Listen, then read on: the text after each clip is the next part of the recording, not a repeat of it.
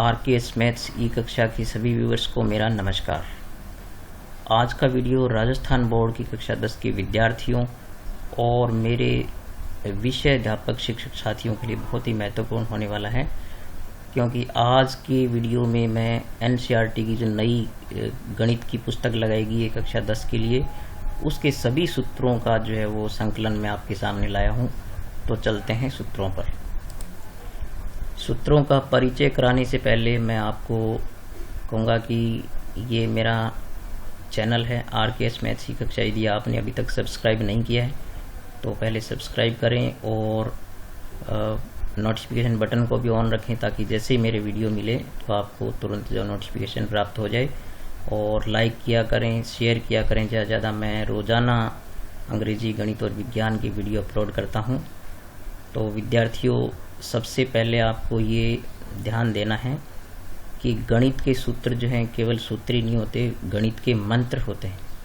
जैसे मंत्रों से हम सिद्धि प्राप्त कर सकते हैं, या ऋषि मुनि आपने सुने होंगे कि मंत्रों का जाप करके सिद्धि प्राप्त की, तो आप भी गणित के सूत्र से जो है गणित में महारत हासिल कर सकते हैं। तो गणित के जो सूत्र होते हैं वो किसी भी प्रश्नमाला के हम कह सकते हैं कि उसका दर्पण है, जो उसके पूरे जो है कंटेंट को जो आपके सामने रख देते हैं कि हमें क्या क्या चीज़ें इसमें करनी है और क्या क्या चीज़ें हम कैसे करेंगे। तो सूत्र जो न केवल सवाल को हल करने का काम आता है, बल्कि सूत्र जो है वो सवाल की विधि को भी कहीं न कहीं बताता है। तो आप सूत्र लिख लिख कर याद किया करें। तो हम देखते हैं कि हमारी पहली प्रश्नावली जो है वो है वास्तविक संख्याएं।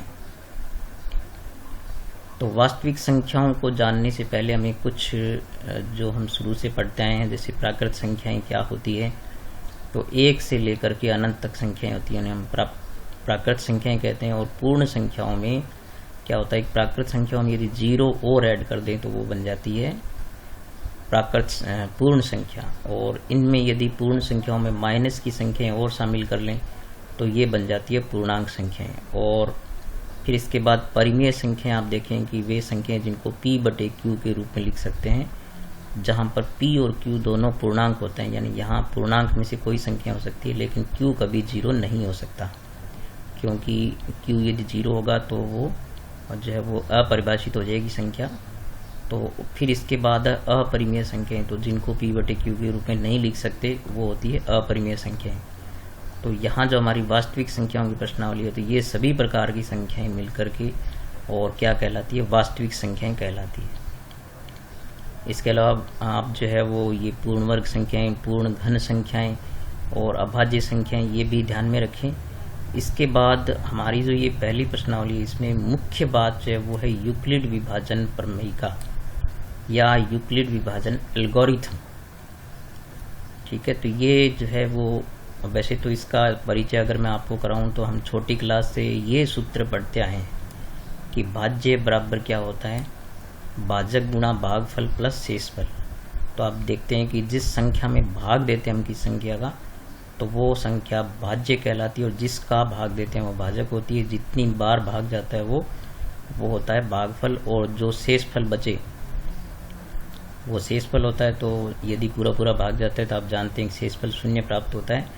तो यूक्लिड विभाजन प्रमेयिका जो है वो इससे ही बनाई गई है, जो हम ये विभाजन सूत्र पढ़ते हैं छोटी क्लास से। तो इसमें यूक्लिड विभाजन प्रमेयिका आपको ये कहती है कि यदि आपके पास कोई एक पूर्णांक a हो और b हो, तो यदि a को हम b से विभाजित करें तो q बार भाग जाएगा और r शेषफल बचेगा। तो जहाँ पर r जो शेषफल है वो या तो 0 के बराबर होगा या फिर 0 के से बड़ा होगा, क्योंकि जब 0 के बराबर होता है तो आप जानते हैं पूरा पूरा भाग जाता है, लेकिन हमेशा वो भाजक से छोटा होता है। तो ये शर्त आप याद रखें, और ये यूक्लिड विभाजन प्रमेयिका का सूत्र है।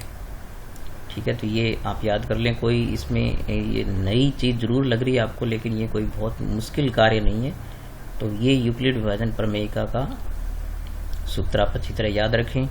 इसके अलावा अंकगणित के आधारभूत प्रमेय जो है वो ये कहती है कि कोई संख्या आपके पास x हो जो भाज्य हो, तो उसको हम जो है वो अभाज्य गुणनखंडों के रूप में लिख सकते हैं। जैसे आप अभाज्य गुणनखंड करते हैं, मान लीजिए 15 आपके पास है, तो 15 के हम अभाज्य गुणनखंड करेंगे तो 3 गुणा 5 आएंगे। तो ये कहा है कि उस संख्या के जो अभाज्य गुणनखंड होते हैं वो क्रम को बिना देखे अद्वितीय होते हैं, अर्थात क्रम जो है वो बदल सकता है, यानी 3 गुणा 5 को आप 5 गुणा 3 भी लिख सकते हैं, लेकिन इसके अलावा कोई भी गुणनखंड संभव नहीं होते। ये इसलिए कहा गया है कि अद्वितीय होते हैं। तो इस प्रकार से हम जो है किसी संख्या को गुणनखंडों के रूप में लिख सकते हैं। इसके बाद यहाँ पर जो बहुत ही महत्वपूर्ण बात यह है कि परिमेय संख्याएं जो है वो 2 प्रकार की होती है। एक तो वे संख्याएं जो शांत दशमलव संख्याएं होती है, यानी हम किसी संख्या में यदि भाग देते हैं किसी संख्या को और पूरा भाग चला जाता है, या कुछ दशमलव के बाद वो शांत हो जाता है, भाग पूर्ण हो जाता है, तो वो शांत दशमलव संख्या होती है। और एक होती है अशांत आवर्ती दशमलव संख्याएं। तो ये 9th क्लास में हमने पढ़ी है वैसे। तो अशांत आवर्ती दशमलव वो होते हैं, जैसे मान 10 में 3 का भाग देते हैं तो हम देखते हैं कि 3.3333 लगातार आता रहता है, तो वो आवर्ती हो गई, जो बार बार पुनरावृत्ति होती है अंकों की। तो ये 2 प्रकार की संख्याएं परिमेय संख्याएं होती है। आप अच्छी तरह याद रखें, आगे प्रश्नावली के अंदर आपको जो परिमेय अपरिमेय संख्याओं की पहचान में भी बहुत काम आती है। इसके अलावा अपरिमेय संख्याएं जो है वो 2 प्रकार की होती है। एक तो अशांत अनावर्ती दशमलव संख्याएं होती है। तो ऐसी दशमलव संख्याएं जो अशांत है, यानी आगे चलती जा रही है उसमें, लेकिन उसमें अनावर्ती है, यानी अंकों का जो क्रम है वो जिगजैग है, अलग अलग प्रकार के अंक आते जा रहे हैं, तो वह अशांत अनावर्ती दशमलव संख्या होती है। और एक अभाज्य संख्याएं, यदि उनका वर्गमूल लें तो वह हमेशा क्या होती है, अपरिमेय होती है। तो फिर ये यहाँ पर आगे शांत दशमलव प्रसार का जो पहचान है वो आप कैसे करेंगे। तो शांत दशमलव संख्याएं जो होती है वो P/Q के रूप की वो संख्याएं जिनमें यदि आप Q यानी जो हर संख्या है उसका यदि आप अभाज्य गुणनखंड करें तो उसमें 2 और 5 के अलावा कुछ नहीं आएगा। 2 आ सकता है या अकेला 5 भी आ सकता है, या 2 और 5 दोनों आ सकते हैं, लेकिन इनके अलावा कोई अंक नहीं आए तो वो क्या होती है, शांत दशमलव संख्या होती है। और अशांत आवर्ती दशमलव संख्याएं भी होती है जिनमें यदि Q के अभाज्य गुणनखंड आप करें, यानी हर संख्या के अभाज्य गुणनखंड करें, तो 2 और 5 के अलावा कुछ उसमें कम से कम एक अन्य संख्या जरूर आएगी। 2 और 5 दोनों आए, चाहे इन दोनों में से कोई एक आए, लेकिन इनके साथ कोई एक और संख्या आ गई इनके अलावा, तो वो हमेशा ही अशांत अनावर्ती दशमलव संख्या, अशांत आवर्ती होती है दशमलव प्रसार। ठीक है, तो ये आप याद रखें यहाँ से। और फिर ये यदि हम 2 संख्याओं का HCF लेते हैं और एलसीएम लेते हैं तो उनमें एक संबंध होता है कि यदि संख्याओं को गुणा किया जाए तो वो उनके HCF और एलसीएम के गुणा के बराबर प्राप्त होता है। तो ये पहली प्रश्नावली का ये कंटेंट था। पहली प्रश्नावली में इतनी चीज़ों पर आधारित बातें आपसे पूछी जाएगी। तो इसके बाद दूसरी प्रश्नावली है आपकी बहुपद। तो पहले तो बहुपद होते क्या, इनका परिचय आपको ध्यान में होना चाहिए। तो बहुपद हम उन व्यंजकों को कहते हैं जिनमें जो है वो क्या होता है, किसी भी चर राशि की घात जो है वो एक पूर्ण संख्या होनी चाहिए। ठीक है, पूर्ण संख्या का मतलब हो गया 0 से लेकर के अनंत तक की कोई भी संख्या घात हो सकती है, लेकिन पूर्ण संख्याओं के अतिरिक्त कोई घात नहीं होनी चाहिए। तो ये बहुपद होने की शर्त होती है, हमेशा याद रखें। फिर द्विघात बहुपद जो होते हैं उसके 2 शून्यक होंगे। तो ये भी आपको जानना चाहिए कि कोई बहुपद जितनी घात का है उसके उतने ही शून्यक संभव होते हैं।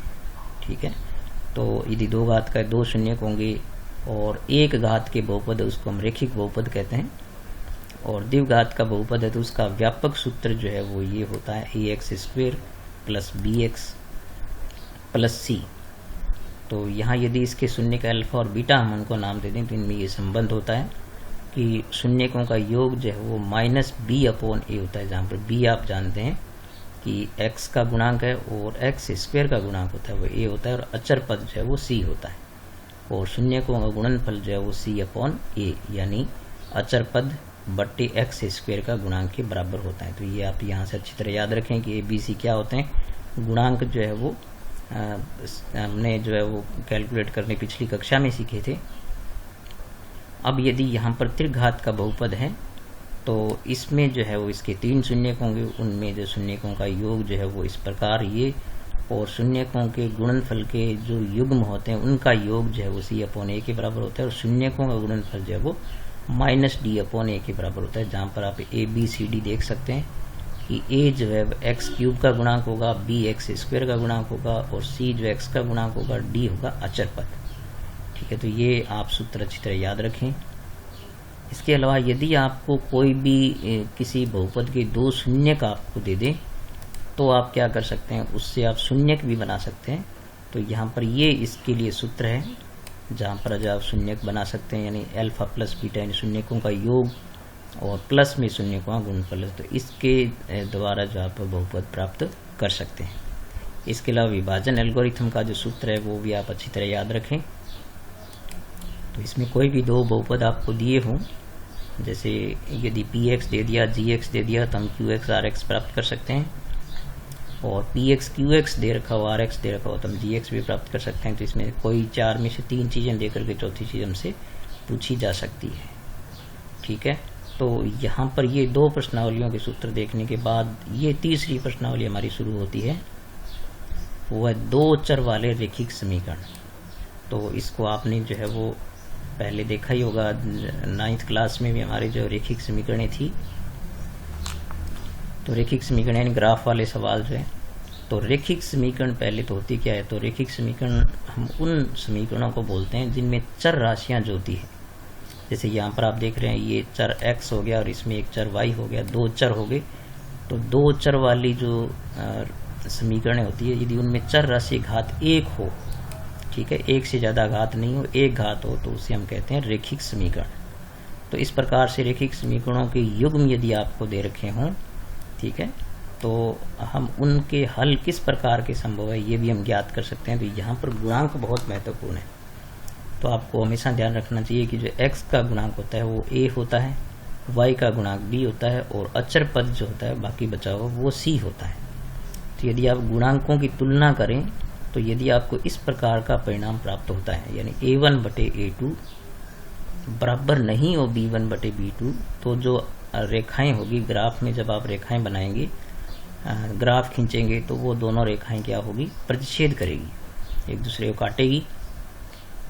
तो जब एक दूसरे काटेगी तो एक बार ही काटेगी तो अद्वितीय हल होगा, और जब ये काटती है यानी मिल रही है तो इनको हम बोलते हैं संगत है। और यदि तीनों के अनुपात बराबर आते हैं तो इस प्रकार की रेखाएं क्या होती है, समपाती होती है और इनके अपरिमित रूप से अनेक हल होंगे। समपाती होने का मतलब है कि एक रेखा दूसरे के ऊपर स्थित होगी।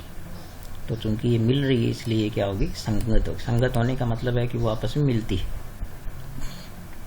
और इसके बाद हम देखें कि यदि a1/a2 बराबर है b1/b2 के, लेकिन वो c1/c2 के बराबर नहीं है, तो इस प्रकार की रेखाएं ग्राफ में क्या प्राप्त होती है, समांतर रेखाएं प्राप्त होती है। और चूंकि समांतर रेखाएं कभी नहीं काटती इसलिए इनका कोई हल नहीं होगा और ये मिलेगी भी नहीं, इसलिए ये असंगत होती है। तो ये आप याद रखें।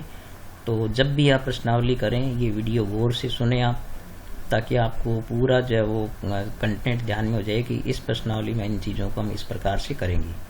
और एक इसके अंदर जो है चूँकि रैखिक समीकरणों को हल करने की ग्राफीय विधि के अलावा इसमें विलोपन विधि भी है, प्रतिस्थापन विधि भी है, और एक विधि जो है वज्र गुणन विधि। तो ये वज्र गुणन विधि से जो है वो इसका हल प्राप्त करने का ये सूत्र जो है आपको याद रखना होगा। तो यहाँ पर जो है वो ये b1c2 माइनस b2c1 ये कैसे बनाया, ये मैंने यहाँ पर आपको लिख करके बताया कि पहले b1 को c2 से गुणा करेंगे, यानी पहले आप गुणांकों को इस प्रकार से लिख लेंगे और फिर ये जो तीर के निशान लगाए इस प्रकार से गुणा करके आप ये सूत्र प्राप्त कर सकते हैं। इसी प्रकार से जो है वो यहाँ पर द्विघात समीकरणों का एक सूत्र यहाँ पर है बच्चों, ये मिसप्रिंट हुआ आगे आ जाएगा। तो इसके बाद तीसरी प्रश्नावली के बाद चौथी हमारी प्रश्नावली है वो है द्विघात समीकरण। तो द्विघात समीकरण जो है वो हम उन समीकरणों कहते हैं जिसमें चर राशि की अधिकतम घात क्या होती है, 2 होती है, उसे हम क्या कहते हैं, द्विघात समीकरण कहते हैं। तो द्विघात समीकरणों को हल करने का जो द्विघात सूत्र होता है, वैसे द्विघात समीकरणों को हल करने की गुणनखंड विधि भी होती है। तो गुणनखंड विधि से हम हल कर सकते हैं, उसको पूर्ण वर्ग विधि से हल कर सकते हैं, लेकिन ये सबसे जो कारगर तरीका है सभी प्रकार के समीकरण जिससे हल हो जाती है उसे हम कहते हैं द्विघात सूत्र। तो द्विघात सूत्र के द्वारा जो है सभी प्रकार के समीकरण हल की जा सकती है, जिसका सूत्र जो है ये minus b plus minus under root b square minus 4ac upon 2a होता है, जहाँ पर ए बी सी ये एक्स स्क्वेयर का गुणांक a होता है, x का गुणांक b होता है, c का गुणांक जो c जो से आतर पद होता है। तो ये हम पहले भी पढ़ चुके हैं। इसके अलावा ये जो सूत्र है d बराबर बी स्क्वेयर माइनस 4ac, इसे विविक्तर सूत्र कहते हैं। तो विविक्तर सूत्र जो होता है वो किसी भी द्विघात समीकरण की प्रकृति को बताता है। तो यदि आप जब B square minus 4ac calculate करें, इसका उत्तर निकालें यदि गुणांक रख करके, और यदि वो आपको 0 से बड़ा प्राप्त होता है, मतलब धनात्मक राशि प्राप्त होती है, तो वो जो उस समीकरण के हल प्राप्त होंगे वो दो हल प्राप्त होंगे, चूँकि द्विघात समीकरण दोनों मूल क्या होंगे, वास्तविक होंगे और भिन्न भिन्न होंगे। और यदि d जो है वो छोटा प्राप्त होता है, मतलब d जो है वो माइनस में प्राप्त होता है आपको, तो उसके मूल वास्तविक नहीं होंगे और काल्पनिक होंगे और उसका हल संभव नहीं हो पाएगा। इसको अलावा यदि आपके पास d 0 प्राप्त होता है, ठीक है, आपने जब बी स्क्वेयर माइनस 4ac का मान निकाला वो 0 प्राप्त हुआ, तो इस प्रकार से जो आपको दो मूल मिलेंगे वो वास्तविक होंगे और बराबर होंगे, यानी दोनों उत्तर उसके क्या होंगे, एक जैसे होंगे। तो यहाँ पर ये चौथी प्रश्नावली जो है वो द्विघात समीकरण की। इसके अलावा बच्चों द्विघात समीकरण करते समय या अन्य कहीं भी जगह हमें ये फॉर्मूले जो है वो बहुत काम आते हैं। तो इन फॉर्मूलों का आप अपनी कॉपी में नोट करें और सभी को अच्छी तरह याद रखें। ये बीजगणितीय सर्व समीकरण हैं जो हमें, आप चाहे गणित का कोई भी हिस्सा करें, कहीं भी ये सूत्र काम में आते हैं। तो इसमें जो है वो, जैसे आप चाहे त्रिकोणमिति कर रहे हैं तो वहाँ भी इनमें से बहुत सारे सूत्र काम में आते हैं, या अन्य जगह भी काम आएंगे। तो ये तो हमेशा आपको याद रहने चाहिए। तो मैं कहूँगा कि ये सूत्र अच्छी तरह आप अपनी कॉपी में नोट करें और उनको अच्छी तरह लर्न करें उनको, ठीक है। तो इसके बाद हमारी प्रश्नावली शुरू होती है, 5वीं प्रश्नावली, जो कि है समांतर श्रेणी की, ठीक है। तो समांतर श्रेणी की प्रश्नावली बहुत ही अच्छी और आसान प्रश्नावली है। थोड़ी सी कैलकुलेशन आप ध्यान से करें तो ये प्रश्नावली आसानी से आप सीख सकते हैं। तो इसमें जो आप देखेंगे कि सबसे पहले समांतर श्रेणी होती क्या है। तो समांतर श्रेणी हम अंकों की उन श्रेणियों को कहते हैं जिनमें एक निश्चित क्रम से जो है वो पद बढ़ रहे हैं या घट रहे हैं, लेकिन उनमें अंतर जो होता है वो बराबर होता है। यदि घट रहे हैं तो घटने का अंतर समान होगा और बढ़ रहे हैं तो बढ़ने का अंतर समान होगा। और जो अंतर होता है उसे हम कहते हैं सार्व अंतर, ठीक है। तो जैसे मान लीजिए संख्याएं 3-3 के अंतर से बढ़ती जा रही है तो सार्व अंतर 3 हो गया, और यदि मान लीजिए 2-2 के अंतर से घटती जा रही है तो सार्व अंतर माइनस में हो जाता है।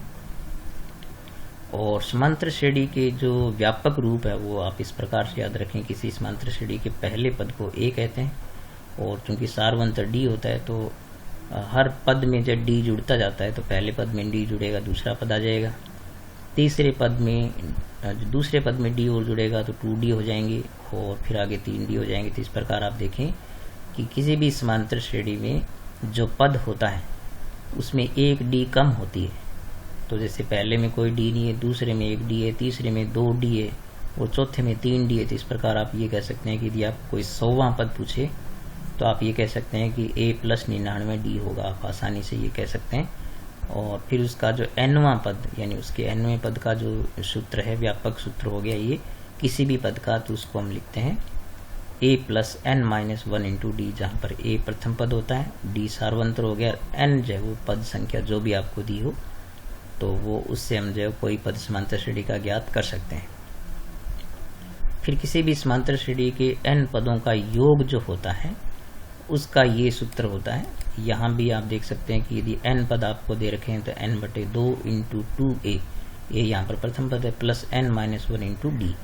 तो ये सूत्र लगा करके आप समांतर श्रेणी के पदों का योग ज्ञात कर सकते हैं। इसके अलावा एक जो है योग ज्ञात करने का ये सूत्र भी होता है। यदि आप किसी समांतर श्रेणी का में पदों की संख्या दे रखी है, प्रथम पद दे रखा है और अंतिम पद दे रखा है, तो आप जो है वो ये सूत्र लगा करके उसका जो है वो समांतर श्रेणी के पदों का योग ज्ञात कर सकते हैं। और यहाँ पर आगे यदि आपको धनात्मक पूर्णांक संख्याएं दे रखी है, आपको धन पूर्णांक संख्याएं जैसे 1 से लेकर के या 10 से लेकर के 20 से लेकर जहाँ से भी दे रखी है, तो आप इस सूत्र के द्वारा उनका योग ज्ञात कर सकते हैं। जैसे आपसे कहे कि 1 से लेकर के 99 तक की संख्याओं का योग ज्ञात कीजिए, तो यहाँ पर 99 जो n हो जाता है, तो n इंटू एन प्लस 1/2 से आप उसकी पूरी श्रेणी के पदों का योग आप ज्ञात कर सकते हैं। तो ये आसानी से इस सूत्र से ज्ञात किया जा सकता है। इसके अलावा ये एक जो है सूत्र कोई भी पद प्राप्त करने का, यदि किसी भी कुछ पदों के योग में से उसके ठीक पहले वाले पदों तक के योग को घटा दें तो आपको वो पद प्राप्त हो जाता है। इसके अलावा यदि 3 संख्याएं आपको समांतर श्रेणी में दे रखी है, ठीक है, तो उसमें जो मध्य संख्या होती है उसमें और पहली और तीसरी संख्या में इस प्रकार का संबंध होता है कि b बराबर यानी मध्य संख्या बराबर होता है पहली संख्या प्लस तीसरी संख्या बटे 2। और यदि 4 संख्याएं आपको समांतर श्रेणी में दे रखी है तो प्रथम संख्या प्लस चतुर्थ संख्या का योग जो है वो दोनों बीच वाली संख्याओं के योग के बराबर होता है। और यदि आपको कोई AP दे रखी है तो उसका जांच करना हो कि वो AP है या नहीं है, तो आप ये सूत्र लगा सकते हैं। तो यहाँ पर जो है वो दूसरा पद माइनस पहला पद बराबर होना चाहिए, तीसरा पद माइनस दूसरा पद बराबर होना चाहिए, चौथा पद माइनस तीसरा पद। और ये यदि बराबर आता है तो वो सार्वंतर हो जाता है D, और बराबर नहीं आता है तो वो समांतर श्रेणी नहीं है। ठीक है, तो इस प्रकार से ये 5वीं प्रश्नावली जो है वो इसमें इतने सूत्र थे और इस प्रकार से आप इसको कर सकते हैं। तो जब भी आप प्रश्नावली करें तो ये वीडियो देखें आप उस प्रश्नावली को, ताकि आपको पूरा एक झलक मिल जाए उस प्रश्नावली की कि आप इसको कैसे हल करेंगे और क्या क्या सूत्र उसमें आपको काम आएंगे। इसके बाद जो प्रश्नावली है वो 6ठी प्रश्नावली जो कि ज्यामिति पर आधारित है, आपकी रेखा गणित की जो है वो 6ठी प्रश्नावली।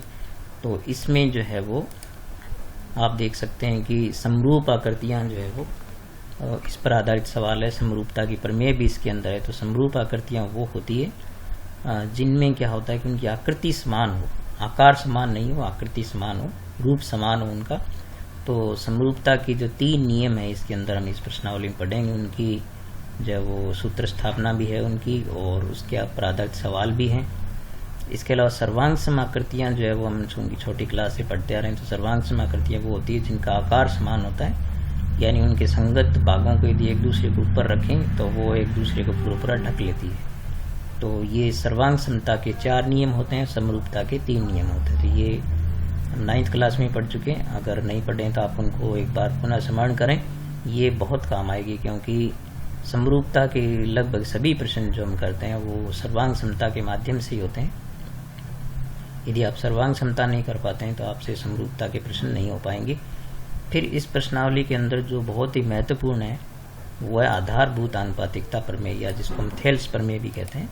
तो थेल्स प्रमेय ये कहती है कि यदि आपके पास एक त्रिभुज हो और उसमें यदि कोई रेखाखंड किसी एक भुजा के समांतर हो, जैसे यहाँ पर आप DE देख रहे हैं, ये BC के समांतर है, तो इसमें ये होता है कि DE के द्वारा D के द्वारा जो है AB के 2 खंड बन जाते हैं, AD और DB, और E बिंदु के द्वारा AC रेखाखंड के या भुजा के 2 खंड बन जाते हैं, जिनको AE और EC कह सकते हैं। तो इनमें ये संबंध होता है। तो इस प्रश्नावली पर आधारित सवाल, इस प्रश्नावली इस प्रमेय पर आधारित बहुत सवाल है इसके अंदर।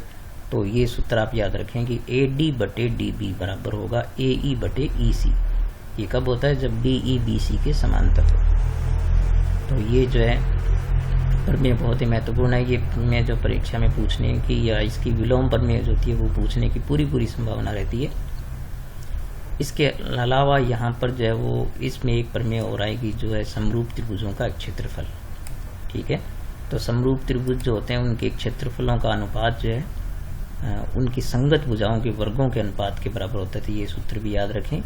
इसके अलावा इस प्रश्नावली में पाइथागोरस प्रमेय की सूत्र स्थापना और पाइथागोरस प्रमेय पर आधारित सवाल बहुत सारे हैं। तो पाइथागोरस प्रमेय जो किसी भी समकोण त्रिभुज के लिए होती है, तो समकोण त्रिभुज में जो समकोण के सामने वाली भुजा होती है उसको हम कर्ण कहते हैं, और इस प्रकार खड़ी भुजा को हम लंब कहते हैं, और जो नीचे वाली भुजा इसको आधार कहते हैं। तो इनमें एक संबंध होता है कि कर्ण स्क्वायर बराबर।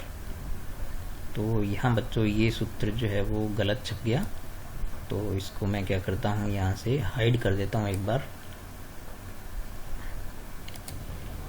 तो यहाँ पर आप याद रखेंगे कर्ण स्क्वायर बराबर होता है लंब स्क्वायर प्लस आधार स्क्वायर। जैसे यहाँ पर दिखाया कि कर्ण क्या हो गया AC, तो AC स्क्वायर बराबर हो गया, यानी कर्ण की लंबाई का वर्ग जो है वो किसके बराबर होता है? लंब की लंबाई का वर्ग प्लस आधार की वर्ग की लंबाई के बराबर होता है। ठीक है, तो ये आप याद रखें इसमें यहाँ पर। ठीक है बच्चों, इसके बाद जो है वो आपकी आती है 7वीं प्रश्नावली, जो कि त्रिकोण निर्देशांक ज्यामिति पर आधारित है। तो यहाँ पर आप देख सकते हैं निर्देशांक ज्यामिति जो है वो, इसमें महत्वपूर्ण हमारे पास सबसे आएगा दूरी सूत्र।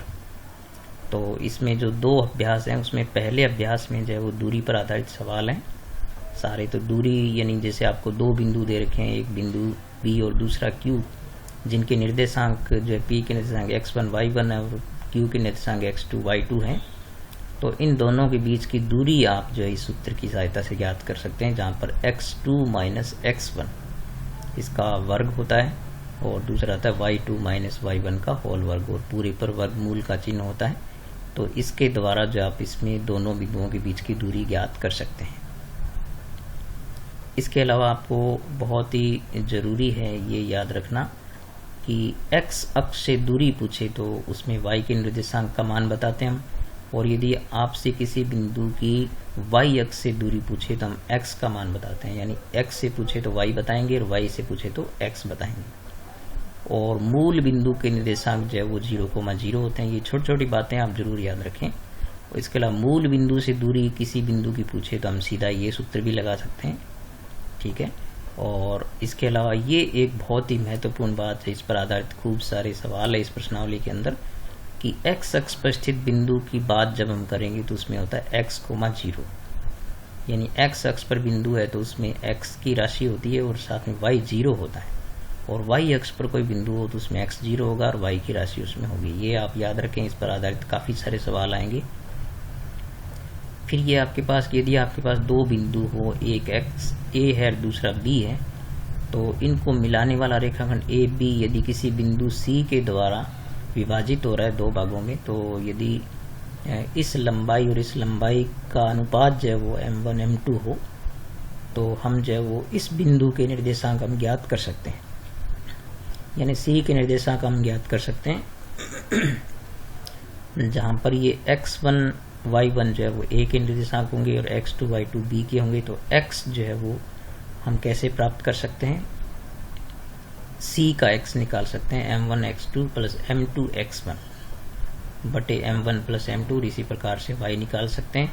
और ये तो अंतः विभाजन था क्योंकि ये अंदर स्थित है बिंदु रेखाखंड AB के, और यदि ये बाह्य विभाजन करता हो तो इसमें क्या होता है, इसी सूत्र में यहाँ पर जहाँ प्लस है वहाँ पर माइनस हो जाते हैं। तो ये कोई मुश्किल नहीं है, बाह्य विभाजन का सूत्र भी याद रखना। फिर किसी भी रेखाखंड, जैसे AB रेखाखंड है तो उसमें A और B के निर्देशांक यदि आपको दिए हैं तो आप जब C के निर्देशांक ज्ञात कर सकते हैं यदि वो मध्य बिंदु हो इस सूत्र की सहायता से। तो C मध्य बिंदु हो तो सीधा आप ये सूत्र लगा सकते हैं, x1 प्लस x2 बटे 2 और y1 प्लस y2 बटे 2। और इसके बाद यदि आपके पास 3 बिंदु दे रखे हैं, ठीक है, A B C 3 बिंदु हैं, ये इनके निर्देशांक हैं, तो इस 3 बिंदुओं से बनने वाले त्रिभुज का एक क्षेत्रफल भी आप निकाल सकते हैं। वो इस सूत्र की सहायता से निकाल सकते हैं। तो इसको आप जो है वो याद रख सकते हैं। जैसे आप यहाँ देख रहे हैं कि x1 into y2 minus y3, फिर x2 into y3 minus y1 और x3 into y1 minus y2। तो आप इसको यूँ याद रख सकते हैं, 123, 231, 312। तो फिर उस त्रिभुज का एक क्षेत्रफल भी निकाल सकते हैं यदि आपको 3 शीर्ष किसी त्रिभुज के दिए हों। ठीक है, तो ये सूत्र यानी 123, 231, 312 से आप याद रख सकते हैं। फिर x अक्ष की समीकरण होती है y बराबर 0 और y अक्ष की समीकरण होती है x बराबर 0। तो ये जो है वो आप याद रखें, इन छोटी छोटी बातों को जरूर याद रखें। और इसके अलावा बच्चों, यदि A B C 3 बिंदु दे रखें आपको और आपको पूछे कि ये एक सीधी रेखा बनाते हैं या नहीं बनाते हैं, तो ये जो है जानने का तरीका ये है कि आप जैसे त्रिभुज का एक क्षेत्रफल हमने लगाया तो इसी प्रकार से आप ये त्रिभुज का एक क्षेत्रफल लगाएं, सूत्र लगाएं, यानी 123, 231, 312 वाला। और यदि आपको 0 प्राप्त हो जाए, क्षेत्रफल कितना प्राप्त हो जाए, 0 प्राप्त हो जाए, तो आप ये जानेंगे कि वो त्रिभुज नहीं बनता, एक सरल रेखा बनाते हैं। तो 3 बिंदुओं के संरेख होने की जांच करने का ये बहुत ही महत्वपूर्ण सूत्र है। तो यानी त्रिभुज के क्षेत्रफल के द्वारा आप ज्ञात कर सकते हैं। और यानी क्षेत्रफल ज्ञात करें। यदि शून्य प्राप्त होता है तो वो क्या होगा, वो तीनों बिंदु सीधी रेखा में होंगे। तो ठीक है बच्चों, आज की वीडियो में जो है मैंने 15 प्रश्नावलियों में से आपको 7 प्रश्नावलियों के उत्तर बताए हैं। तो वीडियो ये गौर से देखना आप। और इसके अलावा मैं जो 8वीं प्रश्नावली से 15वीं प्रश्नावली के जो सूत्रों की व्याख्या है और पूरा परिचय जो है वो नेक्स्ट वीडियो में कराऊंगा। तो आपसे मैं ये कहूँगा कि आप ये वीडियो पॉज करके और ये सूत्र अपनी कॉपी में नोट करें सारे, ठीक है। तो एक बार फिर मैं इनको स्क्रॉल कर देता हूँ और सभी चीज़ों को गौर से सुने। जब भी आप प्रश्नावली करें तो पहले उसमें सूत्रों का परिचय आप अवश्य सुने। और यदि किसी बच्चे को ये PDF इस सूत्रों की चाहिए तो जो है मैं व्हाट्सएप नंबर जो है मेरे या थंबनेल पर या डिस्क्रिप्शन बॉक्स में मिल जाएंगे। तो आप मेरे को व्हाट्सएप पर संपर्क करके और सूत्रों का संकलन जो है वो प्राप्त कर सकते हैं। मैं PDF आपको सेंड कर दूंगा, ठीक है। तो ये आप वीडियो पॉज करके और आप इन सूत्रों को अपनी रजिस्टर में कॉपी में नोट करें और ध्यान से सुने वीडियो को। एक एक चीज़ की व्याख्या मैंने यहाँ पर की है। और एक बार फिर मैं आपको ये कहूँगा कि जब भी आप जो है वो ये प्रश्नावली कोई भी करें तो आप पहले इस वीडियो को सुने, उस प्रश्नावली के सूत्रों के बारे में जानें और सूत्र जान लेने के बाद आपके सामने उस प्रश्नावली की एक प्रकार से तस्वीर जो है वो बिल्कुल स्पष्ट हो जाती है कि हम जो इस प्रश्नावली में ये चीज़ें पढ़ने वाले हैं। तो ठीक है बच्चों, आप जो है वो काफ़ी अच्छा पढ़ रहे हो, मेरे वीडियोस को बहुत अच्छा रिस्पांस मिल रहा है। लेकिन आप लाइक कम करते हो, कमेंट कम करते हो। तो लाइक भी कीजिए, कमेंट कीजिए आप। और किसी भी प्रकार की समस्या के लिए आप मेरे से व्हाट्सएप से जुड़ें। मैं व्हाट्सएप के नंबर लगातार डिस्क्रिप्शन बॉक्स में या फिर थंबनेल पे देता हूँ।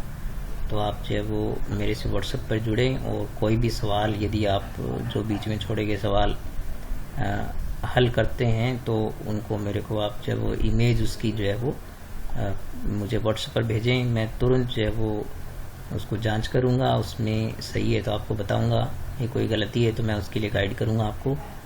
तो ठीक है बच्चों, ये आज का वीडियो मेरे हिसाब से आपके लिए बहुत उपयोगी है। तो आप ये ज़रूर देखें इसको और बार बार देखें और ये सारे सूत्र अपनी कॉपी में रजिस्टर में नोट करके रखें। और PDF चाहिए तो मैंने आपको बता ही दिया है। तो ठीक है बच्चों, आज की वीडियो के लिए इतना ही। तो आप वीडियो लाइक कीजिए, शेयर कीजिए और मेरे चैनल को सब्सक्राइब कीजिए। और कम से कम जो है आप प्रत्येक बच्चे को मैं ये कहूँगा कि एक सब्सक्राइब मुझे ज़रूर दें, और ताकि मेरा चैनल भी ग्रोथ करे और आपको फ़ायदा मिले, अन्य दोस्तों को, आपके मित्रों को भी फ़ायदा मिले और मुझे भी उससे उत्साह मिले। तो ठीक है बच्चों, आप अपने स्वास्थ्य का ख्याल रखिए, पढ़ते रहिए, अपने भविष्य का ध्यान रखिए। अगर आप पढ़ते रहेंगे तो आपका भविष्य भी सुरक्षित रहेगा। तो ठीक है, मिलेंगे। शुभकामनाओं के साथ मैं आपको वीडियो समाप्त करता हूँ। तो मिलेंगे अगले वीडियो में, तब तक नमस्कार।